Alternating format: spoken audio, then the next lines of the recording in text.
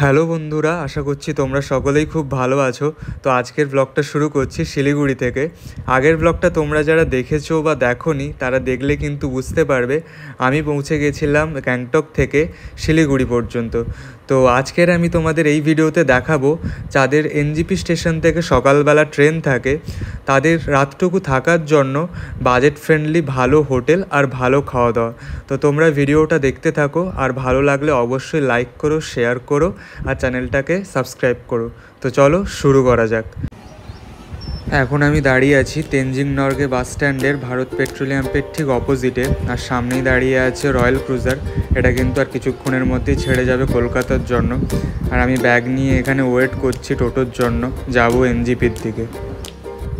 টোটো ধরার আগে Uber check করছিলাম, তো উবেরে প্রাইস দেখাচ্ছিল 250 টাকা, তাই টোটো করে নিলাম। টোটোতে নিচ্ছে 180 টাকা। তো তেনজিং নরগে বাস স্ট্যান্ড থেকে এনজিপি স্টেশনের ডিস্টেন্স কিন্তু 6.5 কিলোমিটার, যেটাতে টাইম দেখাচ্ছে 24 মিনিট মতো।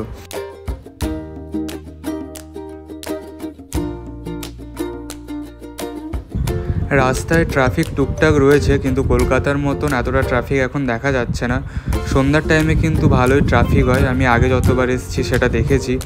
আর এই জায়গাটার নাম হচ্ছে প্রধাননগর।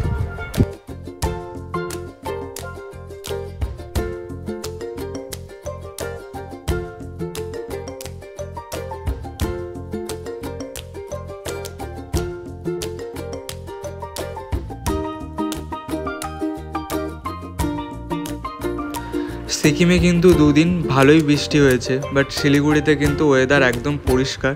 আর দুপুরের দিকে হালকা গরমও লাগছিল, এখন তাও ঠিকঠাক আছে। তো এখন আমরা রয়েছি হাকিমপাড়া রোডে আর ফ্লাইওভারের ওপরে, আর 1.5 কিলোমিটার দূরেই রয়েছে কিন্তু এনজিপি স্টেশন। তো ওখানে গিয়ে আমাকে এখন খুঁজতে হবে হোটেল।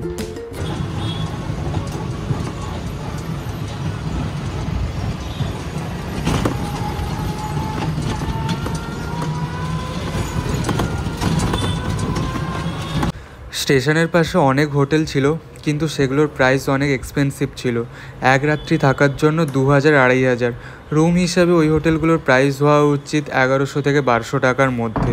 কিন্তু আমি সেম প্রাইসের মধ্যেই হোটেল পেলাম, এসি রুম, কিন্তু একটু দূরে 900 মিটারের মধ্যে বাবুপাড়া নামে একটা জায়গা আছে ওখানটাতেই। তো এটা একটা হোটেল নয়, লজ, রাধারানী লজ। আর হোটেলটার রুম পরিষ্কার পরিচ্ছন্ন, আর এখানে রয়েছে একটা ওয়াশরুম, গিজারও রয়েছে, সাথে রয়েছে বেসিন। তো ঠিকঠাক রাতটুকু কাটিয়ে দেওয়ার মতো।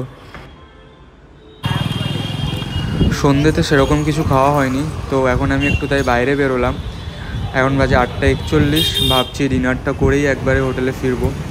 আর আমার কাছে ক্যাশ কম রয়েছে, তো তার আগে একটু এটিএম যেতে হবে ক্যাশ তোলার জন্য। তোমরা এখন যে হোটেলটা দেখতে পাচ্ছ এটা হচ্ছে বাবলিস হোটেল। হোটেলটা বেশি বড় নয়, ছোটোখাটো, বাট ঠিকঠাক। এটা কিন্তু একটা বাঙালি হোটেল।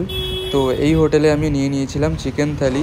থালিতে রয়েছে লেবু, পেঁয়াজ, কাঁচা লঙ্কা, একটা সবজি অর্থাৎ সয়াবিনের তরকারি, ডাল আর 3 পিস চিকেন।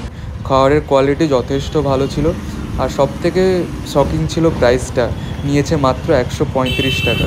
শিলিগুড়িতে এর আগে এই প্রাইসে আমি এত ভালো খাওয়া দাওয়া কোথাও পাইনি।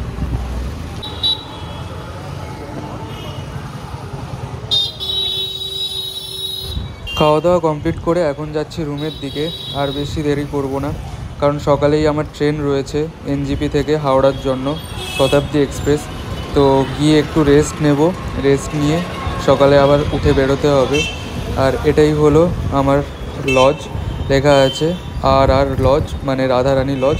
আর ঠিক এই গেটটা দিয়ে কিন্তু ভেতরে যাওয়ার এন্ট্রান্স। তো চলো ব্লগটা আজকের এখানেই শেষ করছি। ভালো লাগলে লাইক, শেয়ার, সাবস্ক্রাইব করো। দেখা হচ্ছে নেক্সট ব্লগে। টাটা।